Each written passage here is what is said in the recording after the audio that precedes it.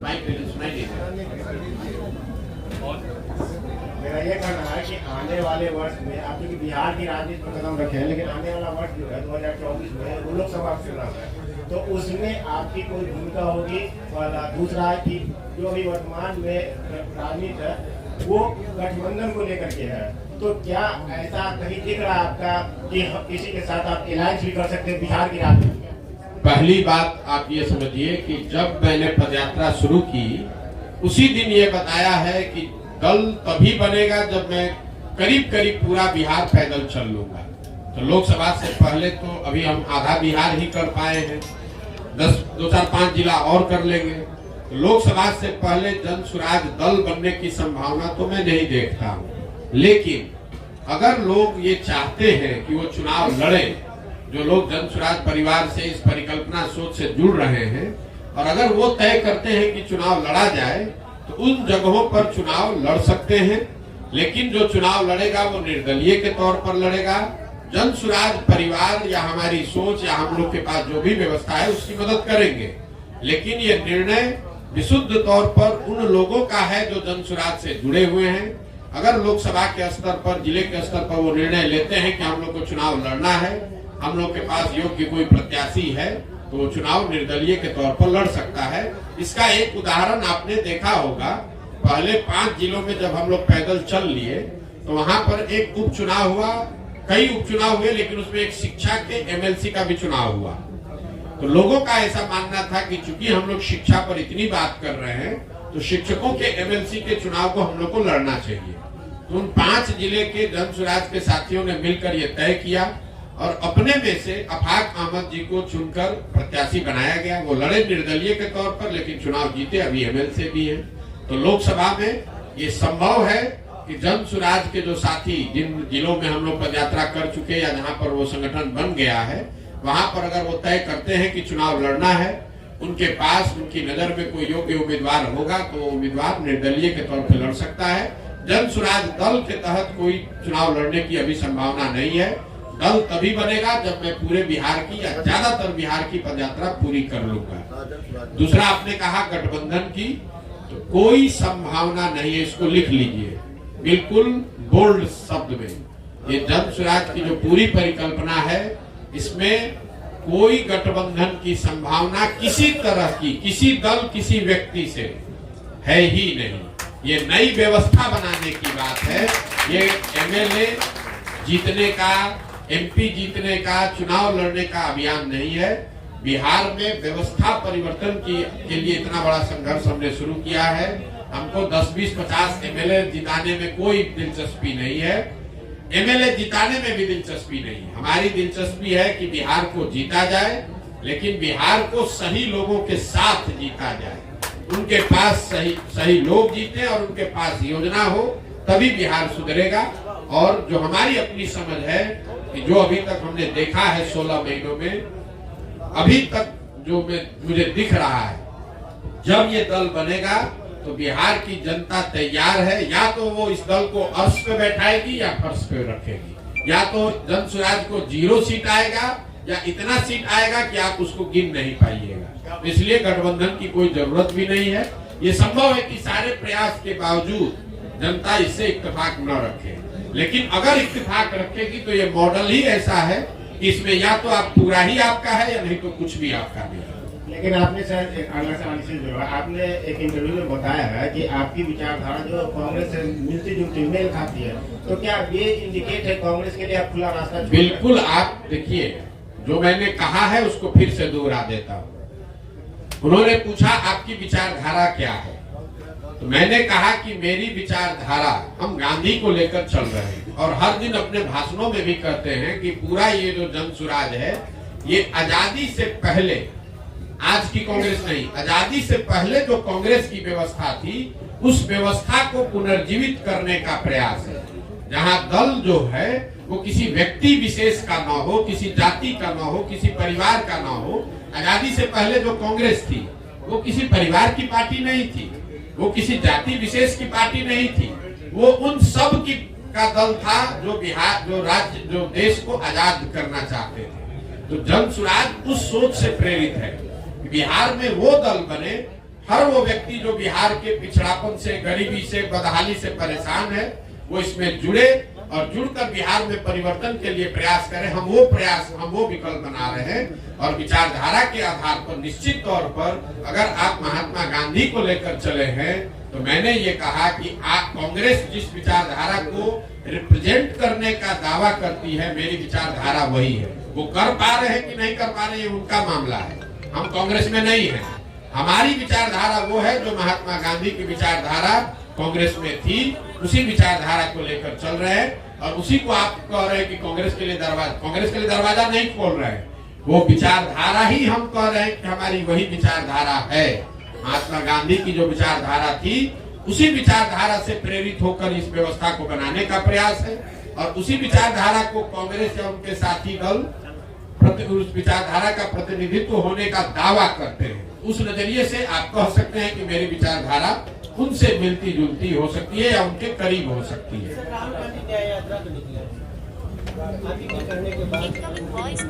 नहीं, राहुल गांधी तो बहुत बड़े नेता हैं, उनको हमारे कहने की और सुझाव की क्या जरूरत है।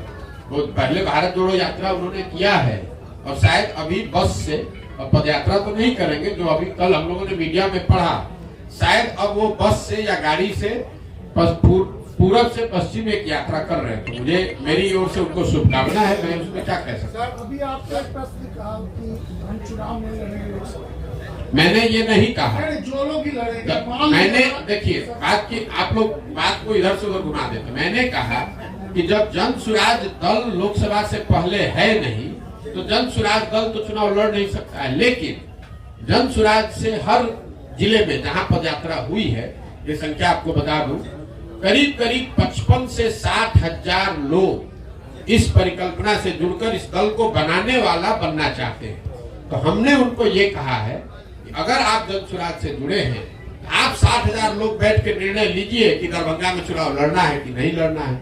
अगर वो निर्णय लेंगे और उनके पास इस विचारधारा के मानदंडों के हिसाब से कोई चेहरा मिल जाए उम्मीदवार के तौर पर, तो उसको हर हालत में पूरी मजबूती से निर्दलीय के तौर पर लड़ाया जाएगा। लेकिन अगर किसी कारण से आपको चुनाव नहीं हो पाता, हमारे जिला की बात है, दरभंगा लोकसभा में नहीं हो पाता, कोई नहीं लड़ेंगे, कोई हड़बड़ी नहीं। लेकिन जो आपके साथ जुड़े हुए लोग हैं, उनको आप क्या कहेंगे? किन पार्टी को? कोई दिक्कत कुछ नहीं कहेंगे।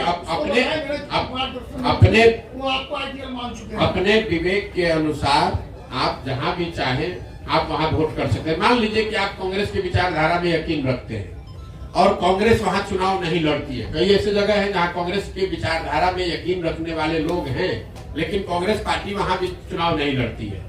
कई ऐसे जगह है जहां बीजेपी के विचारधारा के मानने वाले लोग हैं, लेकिन भाजपा वहां चुनाव नहीं लड़ती है। तो क्या करते हैं? अपनी समझ से जो उपलब्ध ऑप्शन है उसमें से आप चुनाव करके उसको जिसको वोट देना दीजिए। अभी तो आपको बताया भैया, किसी पार्टी से मिल। हमारी विचारधारा, मेरा अपना मत ये है कि जो आजादी से पहले महात्मा गांधी की कांग्रेस थी, हम उसी से प्रेरित होकर जन स्वराज हमने शुरू किया है। विचारधारा जो गांधी की विचारधारा थी, वही विचारधारा जन स्वराज की विचारधारा है, या उसको बनाने का आज के संदर्भ में उसी के करीब रहने का प्रयास है। सर, अभी आपने कहा कि लालू के डर से बीजेपी को वोट दिया था, बीजेपी के डर से लालू को। 2005 से लेकर आज तक नीतीश जी को किसके डर से वोट मिला? नीतीश जी को 2 वजहों से वोट मिला है। पहली बात, जो नीतीश कुमार को वोट देता है उसका मेन वोट वही है जो लालू जी के खिलाफ वोट देता है। और दूसरा, 2005 से 2010-12 तक उनकी जो सरकार यहाँ चली, उसमें कुछ काम होता, सुधार होता लोगों को दिखा, तो वो सुधारवादी लोग भी उनको वोट दिया उन लोगों ने। लेकिन 2014 के बाद से नीतीश जी के राज में सुशासन का वो चीज देखने को नहीं मिला। इसीलिए आप देख रहे हैं कि किसी 2010 में 206 सीट जीतने वाले नीतीश कुमार एनडीए 2020 में जब चुनाव हुआ तो उनको 125 सीट भी जीतने में मुश्किल आई। तो सिर्फ जाति के आधार पर वोट नहीं है। अगर सिर्फ जाति के आधार पर वोट होता तो जो एनडीए चुनाव लड़ी थी 2010 में, वही एनडीए चुनाव लड़ी 2020 में, तो फिर उनका 206 से घट के 120 कैसे हो गया? यही बात तो हम आपको बता रहे हैं। लेकिन नीतीश कुमार की जो पूरी राजनीति है, जो उनका वोटर है, वो लालू विरोध पर, लालू जी के जंगल राज के विरोध पर ही खड़ी रही है। उसमें एडिशन जैसे जैसे वो आगे बढ़े तो कुछ और लोग जुड़े होंगे, लेकिन मूल वोट जो उनका है वो लालू विरोध का वोट है। जो लालू से डरता है या लालू जी को नहीं चाहता है वो नीतीश जी को वोट पहले करता रहा है। जदयू की राष्ट्रीय कार्यकारिणी की बैठक होने जा रही है जी, जदयू की राष्ट्रीय कार्यकारिणी की बैठक होने जा रही है और संभावना जताई जा रही है कि नीतीश कुमार फिर से पलटी मार सकते हैं। इस पर क्या प्रतिक्रिया आपने? देखिए, नीतीश कुमार के राजनीतिक जीवन का ये अंतिम दौर चल रहा है, राजनीतिक पारी का ये अंतिम दौर चल रहा है। नीतीश कुमार को खुद नहीं मालूम है कि वो कहाँ हैं और कहाँ रहेंगे। इतना मैं जरूर कह सकता हूँ कि लोकसभा से पहले अब उनके पास कोई विकल्प नहीं है, उनको चुनाव तो महागठबंधन में ही लड़ना पड़ेगा। इसलिए नहीं कि वो पलटी मारना नहीं चाहते हैं, इसलिए कि अगर पलटी मारेंगे भी तो कोई लेने वाला भी तो होना चाहिए। अब आज के तारीख में उनको कोई लेने वाला भी नहीं बचा है। नीतीश कुमार राजनेता के तौर पर और जदयू दल के तौर पर अब बहुत बड़ा बोझ हो गया है। जो उसको उठाने का कोशिश करेगा वो भी उस बोझ के तहत नीचे दब के मर जाएगा। जहां तक आपने कहा राष्ट्रीय कार्यकारिणी की बात, तो नीतीश कुमार का अपना तरीका है, वो ताश के पत्तों के तरह नेताओं को अपने पार्टी में ऊपर नीचे करते रहते हैं। और यही वजह है कि 18 साल से मुख्यमंत्री रहने के बावजूद उन्होंने अपनी पार्टी में कभी कोई एस्टेब्लिश्ड ऑर्गेनाइजेशन या कोई सेकेंड लाइन लीडरशिप बनाया ही नहीं। किसी को लाते हैं, उससे काम निकाला। मान लीजिए 14 में हम पर उन्होंने दाव लगाया, हमको लेकर आए, घोषणा कर दिया कि यही हमारे उत्तराधिकारी हैं, यही आगे रहेंगे। 14 में चुनाव जीत गए, उसके बाद सोचते अच्छा प्रशांत किशोर कहीं बड़ा ना हो जाते, इसको हटा के अब दूसरे को बढ़ाओ। इस चीज का मलाल है सर आपको? बिल्कुल मलाल नहीं है, आप हमको नहीं जानते। हम जीवन में वो लोग नहीं है जो किसी निर्णय पर मलाल करें। हमारे माता पिता और हमारे गुरुओं ने सिखाया है कि जीवन में जो आप काम करते हैं उसके अगर उसमें आपको कुछ गलती हो जाए तो उससे दो रास्ते आपके पास है। एक, आप अपने निर्णय और अनुभव के आधार पर सीख सकते हैं, सीख कर आगे जीवन में गलती न करें ये कर सकते हैं, या उसका मलाल कर सकते हैं। हम मलाल करने वाले लोग नहीं हैं। एक बार नीतीश कुमार ने अगर धोखा किया, उसके बाद नीतीश कुमार चाहे 20 बार हमारे पास आ गए, कितनी बार बात कर ली, कितने संदेश भेजवा दिए, हमने कह दिया कि अब फिर सियार सर्कुल के नीचे नहीं जाएंगे। हमको चाहे 1 बरस लगे कि 10 बरस लगे, अब नीतीश कुमार के साथ जाने का कोई सवाल नहीं है। नीतीश कुमार जब महागठबंधन बनाए, इस बार आपको पता चला जब बनाए तब हमको आकर मार्च में 6 महीना पहले आकर सबसे पहले हम ही से सलाह किया कि भाई अब महागठबंधन बनाना चाहते हैं, आप इधर आ जाइए। आप तो भाजपा के खिलाफ हमारी मदद करना चाहते थे। उस समय भी हमने कहा कि हम नहीं मिलेंगे, अब नहीं आ सकते हैं, आपको जो करना है वो कीजिए, हम अपनी नई व्यवस्था ही बनाना चाहते हैं। अरे प्रशांत किशोर जी, मेरा एक सवाल है जी कि आपने अभी अपने ही माना इस बात को कि बिहार में जातीय के आधार पे लोग वोट देते हैं। जाति भी एक आधार है। जाति भी आधार जी। है।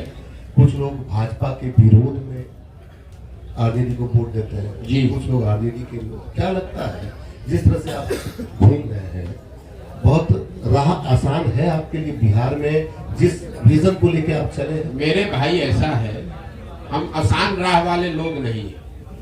2010-11 में हम अगर दरभंगा में आकर आपको ये बताते कि मैं कोई चुनाव प्रबंधन रणनीतिकार के तौर पर काम शुरू कर रहा हूं, जिसमें देश भर के दल और नेता हमसे आकर सलाह, हम जैसे लोगों से आकर सलाह लेंगे और अपना चुनाव लड़ेंगे और चुनाव हराया जिताया जा सकता है, तो पत्रकार के नाते या नागरिक होने के नाते आप क्या करते? हंसते या फिर कहते अच्छा करके देखिए, इससे तो कुछ हो नहीं सकता है। जो पहले से नेता है वो आपसे सलाह क्यों लेगा? लेकिन 10 वर्ष में उस चीज को हमने प्रमाणिक तौर पे करके दिखाया। मान लीजिए कि हमने भाजपा की मदद की, वो जीते। कुछ लोगों ने माना हाँ भाई इनमें दम है, कुछ लोगों ने कहा भाई इनका क्या था, वो तो मोदी जी का दम था। फिर जब 2015 में भाजपा को यहाँ हरा दिया तो कुछ और लोगों ने माना कि नहीं भाई कुछ तो ये लड़का जरूर जानता है। लेकिन कई लोगों ने कहा भाई इसमें इनका क्या हो, तो लालू नीतीश का करिश्मा था। फिर जाके पंजाब जीते तो लोगों ने कहा ना भाई कुछ तो जरूर जानता होगा, कभी पंजाब भी जीत गया। तेलंगाना जीते, आंध्रा जीते, तमिलनाडु जीते, महाराष्ट्र जीते, दिल्ली जीते, वेस्ट बंगाल जीते, तब ना लोग मान रहे हैं कि भैया इनको चुनाव लड़ाने आता है। एक दिन में तो आप माने नहीं है। तो वैसे ही अगर आज हम चल रहे हैं तो स्वाभाविक तौर पर लोगों को यही लगेगा कि बड़ा कठिन है, और कठिन है इसीलिए हमको करना है। लेकिन अगर आप उसको 2 बरस, 3 बरस, 4 बरस, 5 बरस ईमानदारी से, मेहनत से करेंगे तो निश्चित तौर पर इसको किया जा सकता है। हम उनमें से नहीं है जो आकर कहीं लड़ाई में घुस गया। अगर हम यहाँ लड़ने आए हैं तो आप ये मान कर चलिए कि जितनी भी राजनीतिक समझ रखने वाले यहाँ लोग हैं, थोड़ी बहुत समझ हमको भी है। आप ये मान कर चलिए कि इसके जीतने का पूरा खाका हम बनाकर आए हुए हैं। हम उनमें से नहीं है जो आगे ऐसे घूमने लगे। इतना तो आप भी जान रहे हैं। हमको इतना हमको आप होशियार नहीं मानिए, लेकिन बेवकूफ तो बहुत कम लोग कहेगा कि प्रधान सर बेवकूफ है। अगर बेवकूफ कहे भी तो कोई दिक्कत नहीं है। हमें इस बात की समझ है कि बिहार में ये कितनी बड़ी चुनौती है, लेकिन हमें इस बात की भी समझ है कि बड़ी चुनौती है, लेकिन फिर भी इसको किया जा सकता है, इसीलिए कर रहे हैं। अगर आपको कठिन काम करना है, इसीलिए तो इतना कठिन प्रयास कर रहे हैं। जितना आप कह रहे हैं कि कोई नहीं कर पाया, तो किसी ने पिछले 75 साल में बिहार में इस तरह का प्रयास भी नहीं किया है, किसी ने अपनी इतनी मेहनत भी नहीं की है। तो हमको मालूम है कि कठिन काम है, इसलिए ज्यादा मेहनत करना पड़ेगा। आप विकल्प की बात करते हैं सर। उम्मीद की जाए जो आपकी यात्रा समाप्त होगी और जो समस्याएं आप देख रहे हैं 15.5 महीने में जो आपने देखा और आगे भी जो देखेंगे उसका समाधान कब तक? देखिए, मैंने अपने यात्रा के लिए अन्य पदयात्रियों के मुकाबले या दूसरे यात्राओं के मुकाबले मैंने कोई दिन और समय, किलोमीटर निश्चित नहीं किया है। मेरा संकल्प है कि मुझे पूरा बिहार करना है। करने में 1 बरस लगे या 3 बरस लगे, हम उसको ईमानदारी से कर रहे हैं। हम 15 महीना 16 महीना हो गया, हम यहीं पर हैं। अभी 12 जिला किए, हमको कोई घबराहट नहीं। हम दरभंगा आए 25 दिन का कार्यक्रम बनाकर, यहाँ हमको 35 दिन लग रहा है। क्यों? कई बार लोग चाहते हैं कि आप ये गांव भी घूम लीजिए, वो गांव भी घूम लीजिए। सिर्फ पदयात्रा ही नहीं है, पदयात्रा के साथ मुझे दरभंगा से निकलने से पहले उन लोगों को चिन्हित भी करना है जो इस परिकल्पना को, इस संगठन को यहाँ बनाएंगे, चलाएंगे। हमको दरभंगा के हर पंचायत का योजना भी बनाकर निकलना है। तो हम ये दावा नहीं कर सकते कि ये कब खत्म होगा, लेकिन अभी तक का जो अनुभव है उसके हिसाब से आप मान कर चलिए कि 1.5 साल और अभी कम से कम लगेगा, और मुझे कोई जल्दी नहीं है। उसके नहीं समाधान तो भाई, समाधान का रास्ता तो बनाते जा रहे हैं। समाधान तो तभी होगा जब लोग अपनी समस्याओं पर वोट करेंगे। समाधान तब होगा जब सही लोग चुन कर आएंगे।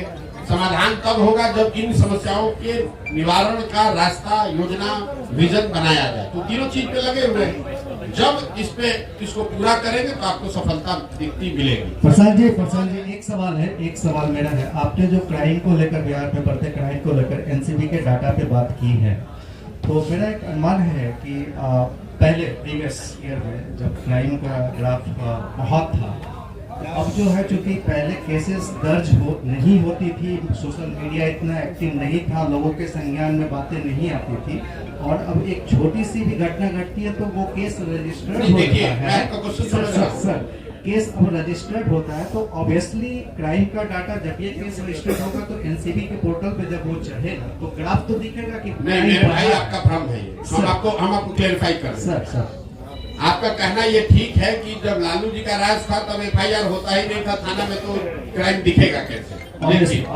लेकिन आपने ध्यान नहीं दिया, मैंने डेटा कंपेयर किया 21 का 22 से। तो 21 में तो क्राइम रजिस्टर हो रहा था जी, तो 22 में भी क्राइम रजिस्टर हो रहा है। तो क्राइम रजिस्टर होने की वजह से ऐसा हो जाए ऐसी बात तो है नहीं। जो व्यवस्था से क्राइम रजिस्टर करने की व्यवस्था 21 में थी वही आज 22 में भी है। उसमें 24% की बढ़ोतरी हुई है। ऐसा नहीं हुआ है कि 2022 में बिहार सरकार ने क्राइम के प्रति ज्यादा सेंसिटिविटी दिखाते हुए नए थाने सेट कर दिए या एफआईआर की प्रक्रिया को आसान कर दिया, ऐसा कुछ नहीं हुआ है। प्रक्रिया जो 21 में थी वही 22 में। अगर हम 2005 से कंपेयर करें तो अब आपका बात ठीक है। हम तो 21 को 22 को 21 से कंपेयर कर रहे हैं, और उसमें क्राइम रजिस्टर करने की जो व्यवस्था है उसमें कोई आमूलचूल परिवर्तन नहीं लाया गया है। तो ये कंपेरेबल डेटा है, और 24% एफआईआर ज्यादा हुए हैं, ज्यादा कॉग्निटेबल क्राइम हुए हैं, ये डेटा दिखा रहा है। और सिर्फ दिखाने की बात नहीं है, सिर्फ आंकड़ों की बात नहीं है। हम लोग जब पैदल चल रहे हैं और आप लोग भी समाज में रहते हैं, मैंने आपको क्या कहा पूरी बात सुनिए। जब शुरुआती महीनों में मैं चल रहा था तो लोग बताते थे कि भैया देखिए अब आजकल फिर क्राइम बढ़ेगा शायद, फरवरी के बाद, मतलब महागठबंधन सरकार बनने के 5-6 महीने के बाद से लोग आकर के बारे भैया देखिए क्राइम बढ़ गया है। तो मैं जो लोगों से सुन रहा हूँ वो भी डेटा में कहीं ना कहीं, क्योंकि अभी जो हम चल रहे हैं डेटा तो उससे पहले का है, इस बार डेटा उससे भी बढ़कर आएगा। सर मेरा सवाल है कि आप विकल्प की बात करते हैं, तो बिहार जो है 1975 से ही विकल्प की तलाश में रहा है, और जितने क्षेत्रीय छत्रप हैं उसी विकल्प की उपज है, और इन सारे लोगों ने बिहार को छला और ठगा है। तो आप जन स्वराज जो है एक विकल्प के रूप में देखा जा रहा है, इसकी क्या गारंटी है कि पिछले लोगों की तरह जन स्वराज बिहार के लोग? मेरे भाई, हमारे हर भाषण को सुन लीजिए। हम हर भाषण में पहले कहते हैं कि आप बिल्कुल प्रशांत किशोर पर भरोसा मत कीजिए, आप अपने आप पर भरोसा की। प्रशांत किशोर अगर जन स्वराज बनाते, हम इसके नेता होते, हम आपको कहते कि हम आपका ठीक कर देंगे, तब में धोखा देते। हम तो आप हमारी भाषणों को जाकर सुन लीजिए। हम ये कह रहे हैं कि कोई प्रशांत किशोर, 10 प्रशांत किशोर आ जाएगा तब भी आपका जीवन नहीं सुधरेगा। आपको अपने आप में, अपने वोटिंग बिहेवियर में सुधार करना है, और दल अगर बनाना है तो सबको मिलकर बनाना होगा ताकि कोई किसी को न ठगे। अगर बिहार के 10 लाख लोग मिलकर दल बना रहे हैं तो सब लोग तो एक दिन में नहीं परिवर्तित हो जाएगा। प्रशांत किशोर तो ठग सकते हैं। आपने कहा पहले हुआ है, पहले किसने यहाँ बिहार में सबको सबसे संवाद करके मिलके इतनी बड़ी पदयात्रा करके किसने दल बनाया? यहाँ दल तो आधा मिनट में बनता है। जो दल बनाया वो कहा कि हम इसके नेता रहेंगे और हमारे बाद हमारे बेटा रहेंगे। दल तो यहाँ ऐसे ही बनता है। बिहार के लोगों से बातचीत करके कोई दल बना हो, आप हमको बता दीजिए, हम मान लेंगे कि भाई हमारी गलती है। प्रशांत जी, मेरा दो सवाल है।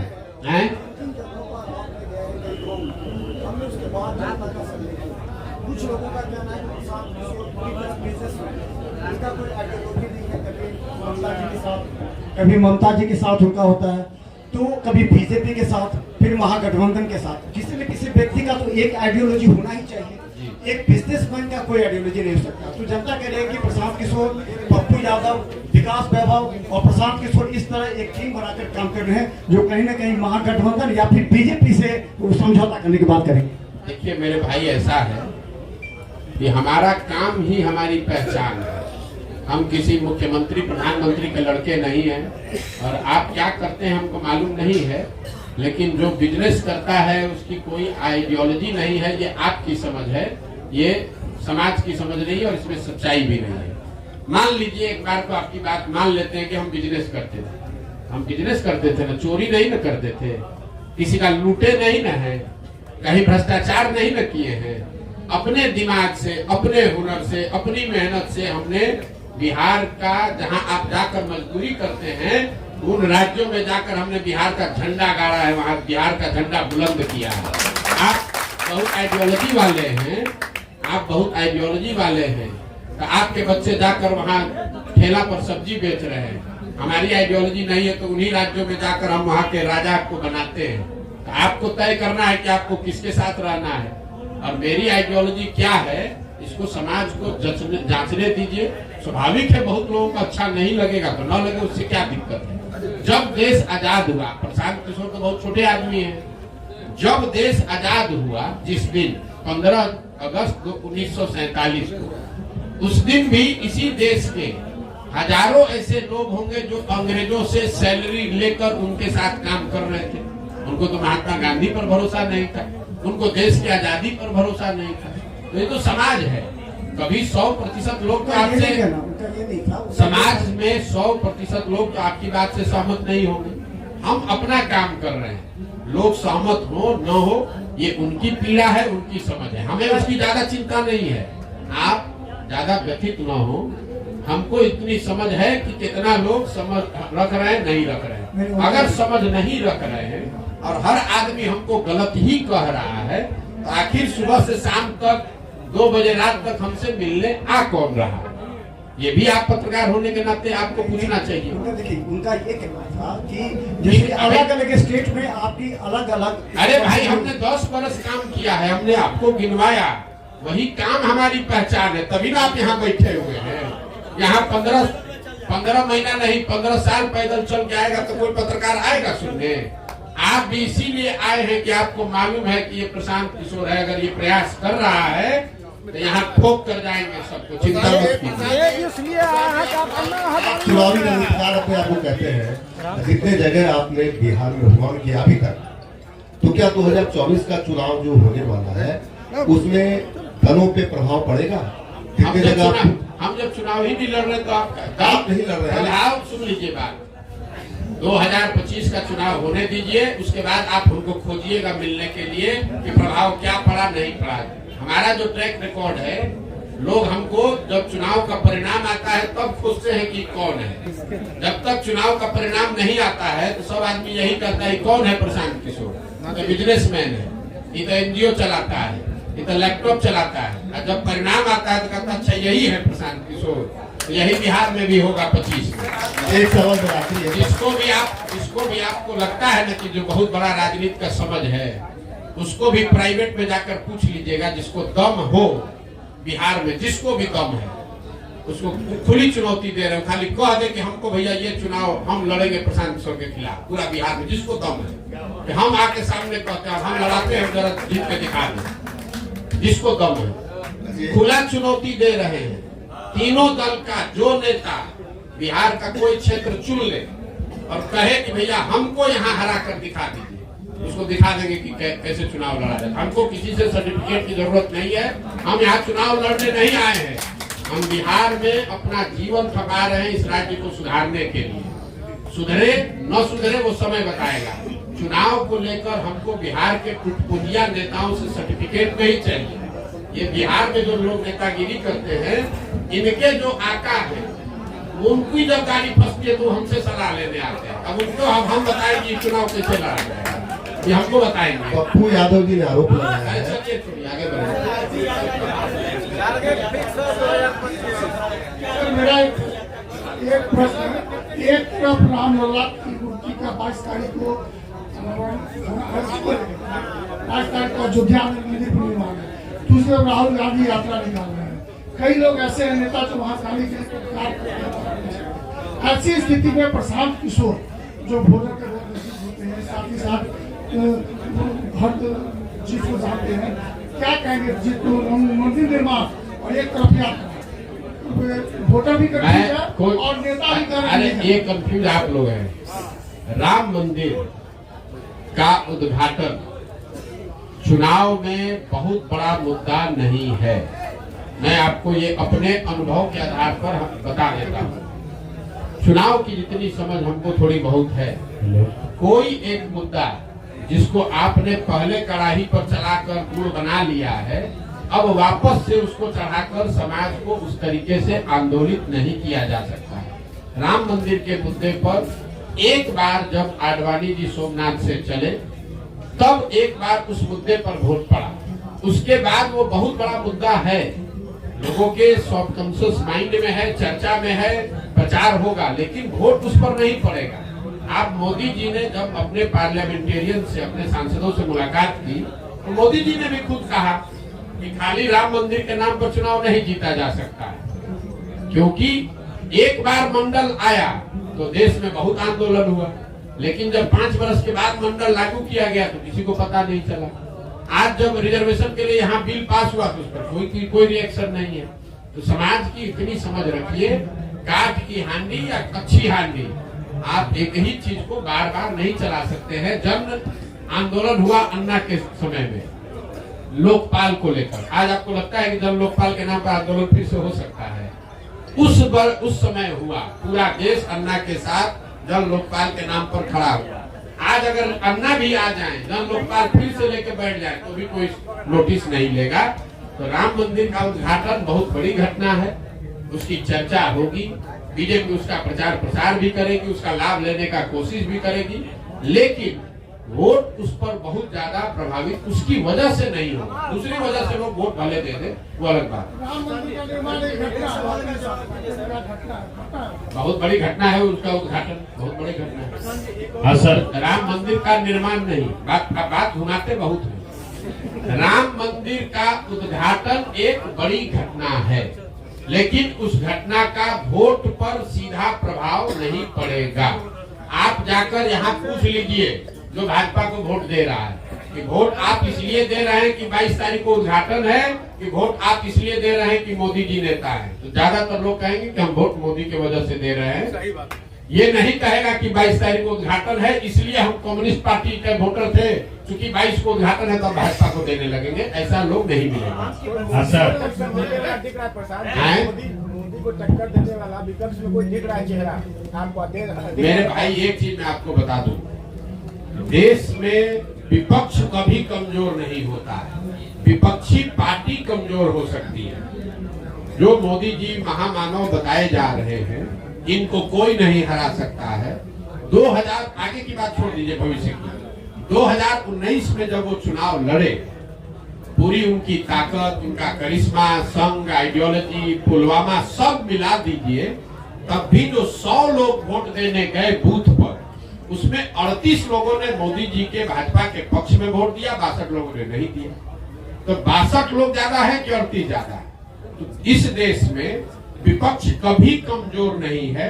ये जरूर है कि विपक्ष का जो दल, विपक्ष की सेंटिमेंट को रिप्रेजेंट करने वाले जो दल है वो कमजोर हो सकते हैं। इसलिए आप गांव देहात में घूमते हैं तो ऐसा नहीं है कि हर गांव में लोग जय जयकारा कर रहा है कि भैया भाजपा आ गई तो हमारा जीवन बदल गया, लेकिन फिर भी जाकर वो वोट इसलिए दे सकता है कि उसको लगता है कि राहुल गांधी के मुकाबले तो फिर भी ये ठीक है, या लालू यादव के मुकाबले फिर भी ठीक है, इसलिए लोग वोट देते हैं। चेहरा कोई नहीं है।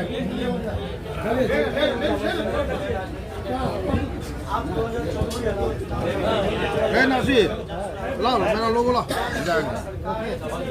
हम कैलकुलेशन नहीं करते, हम कैलकुलेशन वही करते हैं जहाँ काम करते हैं। हम बंगाल में काम कर रहे थे, हमने बंगाल का कैलकुलेशन बताया। नहीं, हम कुछ आइडिया वाले नेता नहीं है। हम जो बोलेंगे बिहार के नजरिए से आपको बोल देते हैं, आप इसको हेडलाइन ले लीजिए। बिहार में लोकसभा चुनाव में जदयू को, इस बात को ध्यान रखिए, अभी महागठबंधन नहीं कह रहे हैं, जदयू को 5 सीट भी नहीं आएगा, और अगर आ जाए तो हमारी गर्दन पकड़ लीजिएगा। 5 सीट भी नहीं आएगा, और लोकसभा चुनाव के बाद जदयू एज ए राजनीतिक दल का विघटन शुरू हो जाएगा। हम उन बातों पर टिप्पणी नहीं करते हैं जिसका हमको सीधा अनुभव नहीं है। बंगाल पर हमने टिप्पणी की क्योंकि बंगाल में हम काम कर रहे थे, और ठोक कर कहा कि भाजपा को 100 विधायक नहीं आएगा, 77 आया। देश भर का लोग कह रहा था 200 आएगा। तो यहाँ बिहार के नजरिए से आपको कह देते हैं जदयू को 5 सीट नहीं आएगा। 1 आए, 2 आए, 5 पार हो जाए तो आप हमारा गर्दन पकड़ लीजिएगा, बिहार की जनता के सामने खड़ा होकर माफी मांगिए। क्या नहीं, अरे टूट कुछ नहीं होता है। अभी नीतीश कुमार मुख्यमंत्री के कुर्सी पर हैं, टूट तो नीचे से अंदर पूरी हो गई है। अब चूंकि सत्ता में वो बैठे हुए हैं तो लोग उनके साथ चिपका हुआ है। लोकसभा तक इंतजार करेगा, लोकसभा का रिजल्ट आएगा, उसके बाद उस दल का विघटन शुरू हो जाएगा। क्या इससे फर्क पड़ता है कौन रहेगा कौन हटेगा?